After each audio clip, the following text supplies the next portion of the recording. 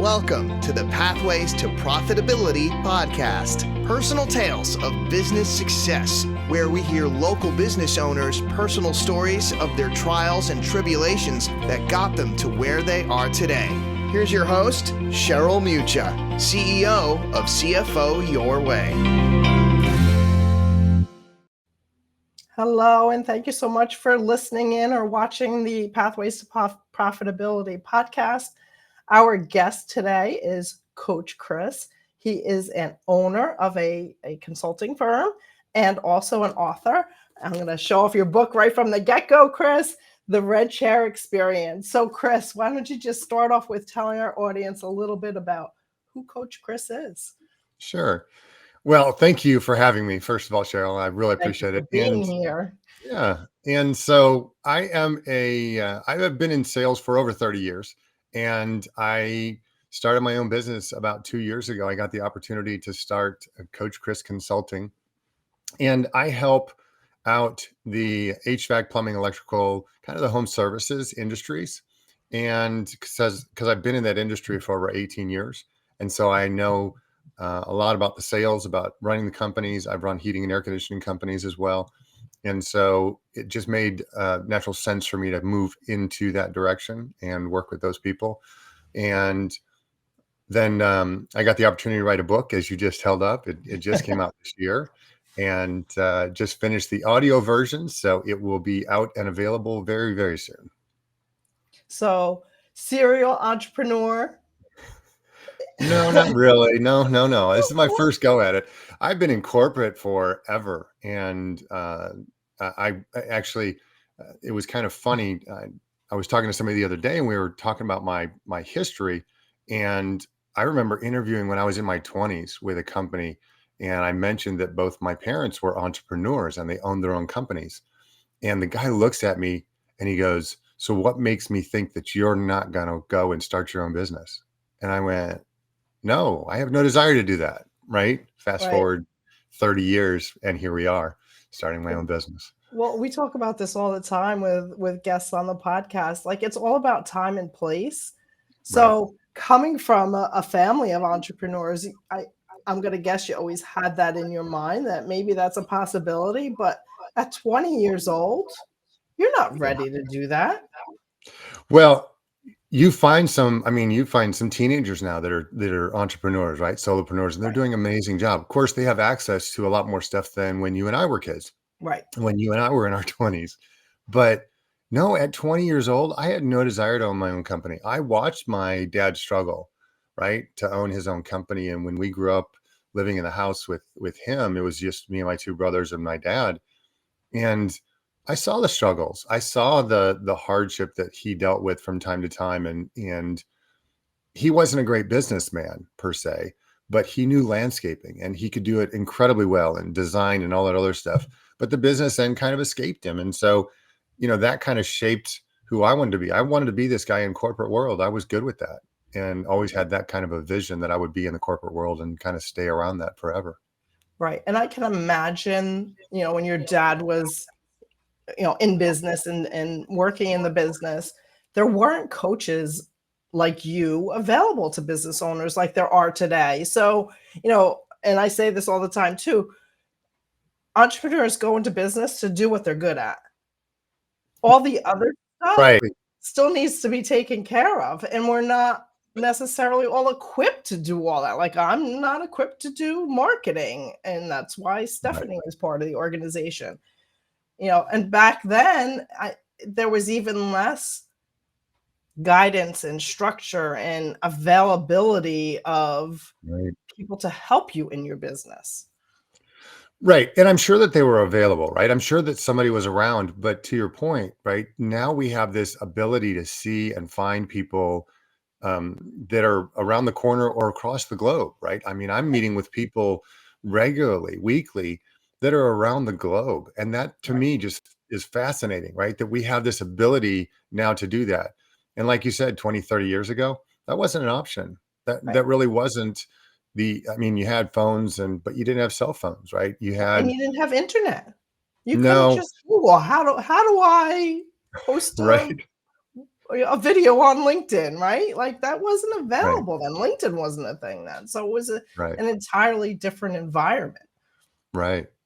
Yeah. And so for me growing up in that environment, you're right.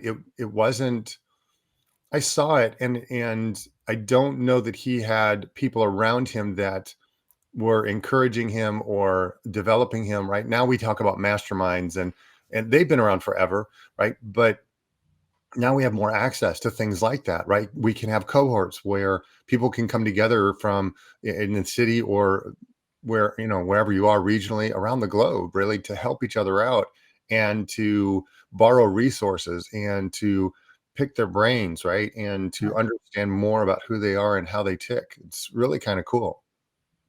Yeah, I agree. And people are so willing to reach out and help and guide. And for me, to mentor is, a big part of what I do. I love being a resource for people and just have those conversations that need to be had. Yeah, and that's what I really love about what I do is I get to help people, right? My why is I'm inspired to help people do what inspires them so that they may be fulfilled. And being able to coach somebody and watch the aha moment happen, right? Watch that light bulb go on in their brain. It's kind of cool and see them get it. And they're able to do things and see things and say things that I wasn't able to do at 20 or 30 years old, right? And Right. and they're capable of doing these things now, which is really cool. Don't you wish you had a camera rolling when that aha moment occurs, and then you could always refer to it like, Yeah. remember when it clicked, remember when Yeah. you got it. Yeah. Yeah, those are one of those you really want the camera on, but at the same time you're like, just be in the moment, right? Just kind of be there and just Right. soak it all in. And that's why I talk a lot about experiences. I like to talk about as I've gotten older, learning how to be in the moment for experiences that come along. I Right. mean, that's part of, and we'll talk about it, but it's part of my book. It's part of the things that I wrote and talked about in my book. It's the opportunity to have these experiences in life and see them and feel them and touch them and Right. right and be a part of them. But Right. yeah, I mean, to be able to have that camera on and watch somebody go, I get it, right? And be able to Right. refer back to it, that would be cool. Right. Yeah. But if you didn't have the camera on in that moment, you would never be able to recreate that moment. And that's the No, same with any life experience. yeah, exactly. Well, and that's why it's so hard. My kids are in their 20s, right? They're mid to late 20s. And so they've been around, they've always had cell phones. I mean, in their lifetime, they've always understood a cell phone or a camera and I mean, those kind of things. And so they're conditioned to believe that we have to take pictures of every single moment and that's how we capture things, which is true. But if you're not present, if you're not there in the moment, right? If you're not participating fully in the awareness of what's going on, it's really hard to grasp that moment, right? It's really Right. hard to look at the picture and go, "Oh, that was amazing. Why was it amazing? What was it about it?" Right? And we're from life experience, we usually have memory from smells and tastes and that kind of stuff, right? It's why when you're out to dinner with friends or you're having a meal with your family, right? You remember the holidays and you remember what you were eating and you remember the conversations because of what you were eating and right, all these things, these sensory things come back and help you to remember all that stuff. So Yeah, I'm with you 100% on having the camera out and taking pictures to capture the moment versus being in the moment and having the image here in my head. Like yeah, you go scroll through my phone, it's most about things like recipes or right. things to remember to do. Like I use it for my to-do list. It's not like I'm not one of those people that wants a picture as a memory. I want to live in the moment as the memory. Yeah. Yeah, I get it. So tell our audience a little bit how you work with your clients. What's that role for you with your clients? The biggest thing is I've learned to be a transformational coach. And what I mean by that is I get to help heal the self-inflicted sales harm that people do. And so I dig a little bit deeper. I don't just give you processes and metrics and key performance indicators or KPIs. I dig a little bit deeper. I want to get to the why behind the why. And that's where I help people is it's not just business, it is personal, right? And so if we can understand these things from a personal standpoint, we can move into our business and really make a difference. But I set up processes. I help people with that's probably the biggest thing that people miss is they don't have a sales process. Right. And so they hire this person and they on a resume, they look fantastic and they come in and they can't sell. And because they don't know your business and they don't know the Right. process that it takes to sell your particular service or item or, whatever it is that you're selling, product. Right. And it's the, the people aspect too. Like Yeah. it's not only knowing the business and how the business operates, but it's how the people in the business interact. So Yeah. yeah, you could be possibly a great salesperson, but when you hand it over to, customer service, it all falls apart. So what's the purpose of the effort of the sale? Right. Yeah. Then they say all the problems start when you sell something, right? Right. So, um, but yeah, you're right. If you don't have the people behind you to support you and do the things that you're promising, right, as a salesperson, that gets difficult. But for entrepreneurs or solopreneurs and people that are doing all of this themselves, it gets even more challenging, right? Because now you're wearing 10 hats and Right. you have to do all of these different things. And I help people that are in this entrepreneurial walk, if you will. And there's three people working for the company and they're trying to manage sales and they're trying to manage this and trying to do, like you said, the marketing and the billing and the collections and all this other stuff. And it's like, let me take this off of your hands and help you with this. And I'm not going to go sell for you, but I'll show you how to sell. I'll show your people how to sell so that you can focus on what you need to focus on, which is on the business and not in the Right. business. Right. Yeah, and once you do sell, making sure that that client is happy, that customer is happy. Absolutely. I Yeah. mean, that so many business owners miss that too. Like they're like, okay, closed, move on to the next. Well, Yeah. make that customer happy, and word of mouth is gonna bring you that next sale or that next customer. Absolutely. Yeah. And too often, I think customer service is thrown by the wayside, right? I Right. mean, too often we forget that if we take care of this person, we think transactionally because that's kind of the Right. world that we live in. We live in a microwave world, I call it. And what I mean by that is we're so used to getting things instantly that it Right. doesn't take work and we don't have to nurture these relationships. We don't have to nurture the clients or the potential clients, right? And as a result, we drop the ball so many times and we forget how to take care of them, right? If you want long lasting relationships, you've got to work at them. Yes. Stir that pot on the stove. Don't throw it in the microwave, right? Right. Right. Right. Well, my girlfriend challenged me one time. Because I like to make food. That's one of the things. That's my stress relief. Really, is I like to cook, Being in and the kitchen. absolutely. And so when I'm feeling stressed, I go to the kitchen and I'll pick this out of the cabinet. I'll pick this out of the fridge. Right. I'll start throwing things together, and people are like, "What in the world are you making?" I'm like, "I don't know yet, but I'm going to have a good time doing it." Right. And 95% of the time, it turns out really, really good. The rest of the time, it's like, okay, that could be improved, or I should never do that again. But when But, it turns out really good, you'll never but be able to recreate it either. right.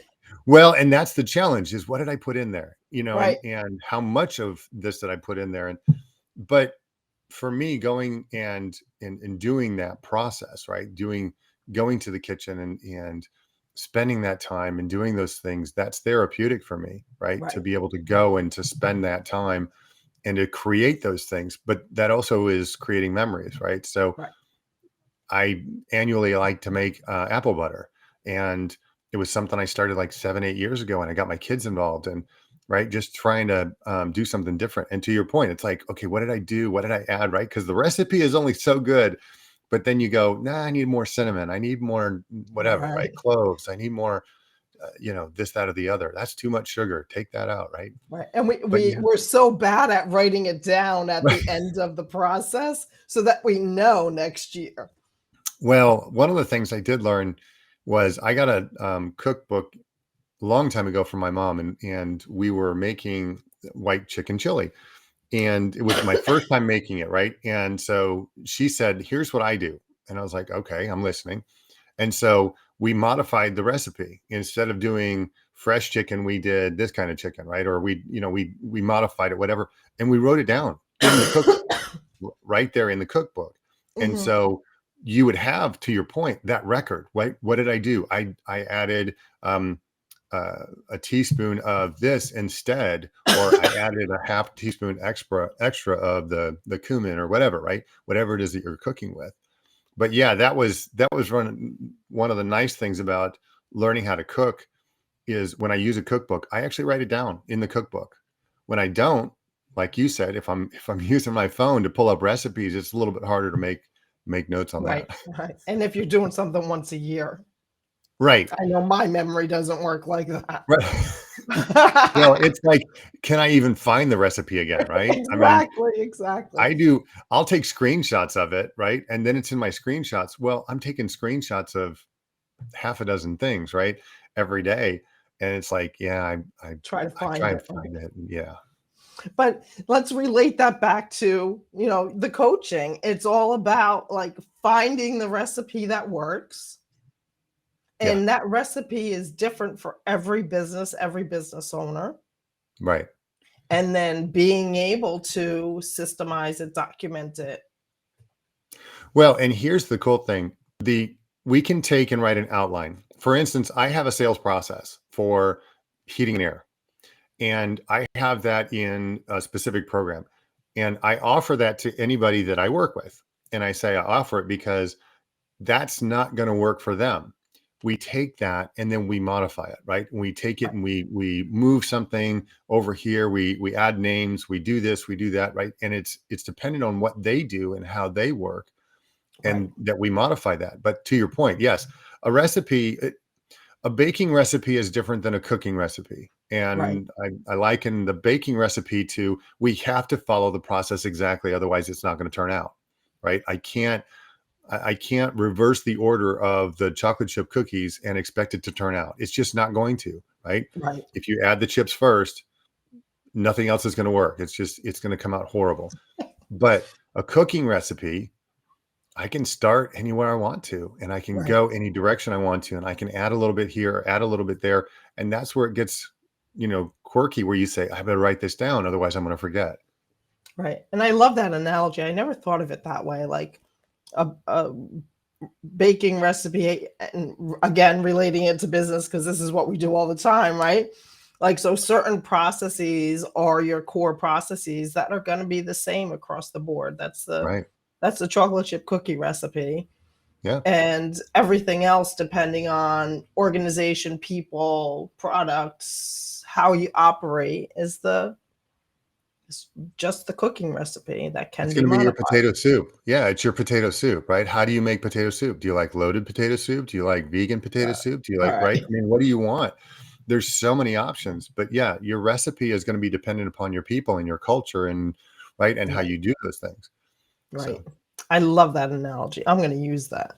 So let's talk about your book. I'm just going to hold okay. it up here. The Red Chair Experience, um, newly published this year. Mhm. Tell our audience a little bit about what provoked you to write the book, and a little bit about what the book like piqued their interest about the Well, book. so my brother passed away by suicide in September of 19. And 6 months later, we hit the pandemic. But his death, like any death that, somebody near and dear to you, right? A close friend, a family member, it gets you to question, what in the world are you doing? Right? Are you happy doing what you're doing? Are you doing the things that you love? And if not, what should you be doing differently?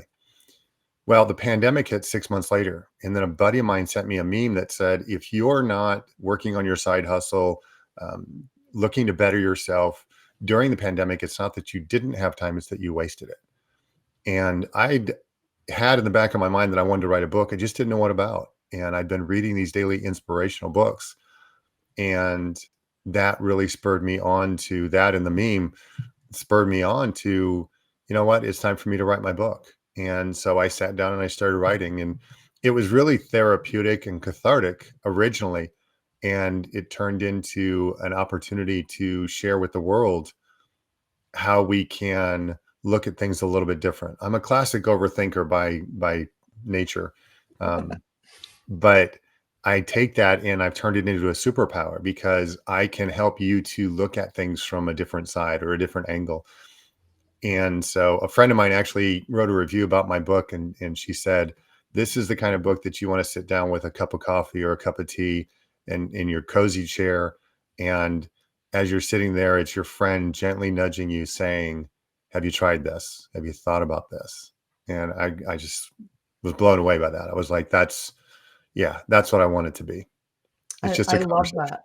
Yeah, Yeah. I love that. And yeah, great book, great opportunity for reflection and, you know, putting me first, like taking that time, like you say, sit with a cup of tea, sit with a cup of coffee, and not only read, but reflect on what you're reading and relate it to your life. Absolutely. Yeah, I was talking with a friend last night and I was sharing with her, one of the things that I encourage people to do is you've got to take time to be grateful, and that helps you to build confidence. And she didn't quite understand that, so I went in and explained. I said, if you're grateful and you write down these things that you're grateful for, 3 to 5 things every day, you start to build confidence in who you are and what you do and why you do it. And as a result, it becomes this daily routine that helps you develop into the confident person that you can and want to be, right? Right. And so that's part of it, but reflecting and thinking about what's been positive, what's turned, out very well for me. And we can always ask the question, where can I improve? But save that for later. Talk about what you're grateful for. Talk about what matters to you most. And that can help you to build your confidence a lot. And I share that with my clients. We all need to build our own confidence to be present in the world and bring the best version of ourselves into the world. Yeah. Yeah, and like you said, I mean, the book really just gives them opportunity to do that. And some days are going to hit, some days are going to make sense, Right. they're going to resonate with you. Other days you're going to look at that and go, "Yeah, that doesn't work for me today." But you come back Right. a year later and go, "Oh wow, that Yeah. spoke right to me," Yeah. because And it's just relevant to what you're doing. Go ahead. right. Sorry. It might not be relevant today, but next week it very well may be. Yeah. Yeah, and that's what I find is I learned how to be open to the things that are going on around me. Read a book called The Surrender Experiment. I think you and I talked about that before, but Yes. that really helped me to understand how to really just kind of be present and listen to what's going on around me. And it helped me to write my book too. I mean, because I was able to listen and feel things and share things, being very vulnerable, about like the death of my brother and other things like that. Right. And I'm sure too, when you were recording it, it brought it all back Mhm. to, the forefront of your mind and probably brought some other perspectives to it as well. Yeah, it was really interesting when I got to edit the book, the physical book, and then I turned around, like you said, and I recorded it. And doing that once again, reading the words and bringing some of the emotion back to some of the things that were written, right? Some of the, like you said, bringing some of that back to the forefront of my mind and those memories. And I still get choked up, reading some Right. of the things that I wrote and being able to process that and share that with other people, right? It's part of being vulnerable. It's part of being Right. real. It's part of being authentic, right? Right. And it's part of maturity and growing again, being able to be the best version of ourselves. I love Right. that. Yeah. So, Chris, just share with our audience a little bit about where they can find you, where they can buy the book. Absolutely. Well, if you're here in the States, in the United States, you can go to theredchairexperience.com and you can order a signed copy from me and I'll send it out to you. Otherwise, you can go anywhere that you get your books. You can get it on digital, you can get it on paperback. And like I said, by the time this comes out, it'll be on audio, so you'll have that option as well. It's almost available as we're doing this, but you'll have the option as well for that. Okay, perfect. Well, Chris, thank you so much for being here and being your true, authentic self. I really enjoyed our conversation. Absolutely. Thank you, Cheryl. I really did too. I will speak with you soon, Chris. And to our audience, thank you so much for tuning in and learning a little bit about Chris and how he works with his clients. And reach out and get a copy of his book. It's fabulous. Tune into all our episodes at pathwaystoprofitability.com. And thank you so much for your continued interest in our entrepreneurs and their journey. That's it for today's episode of Pathways to Profitability. Remember to ask yourself, where can I pay my success forward today?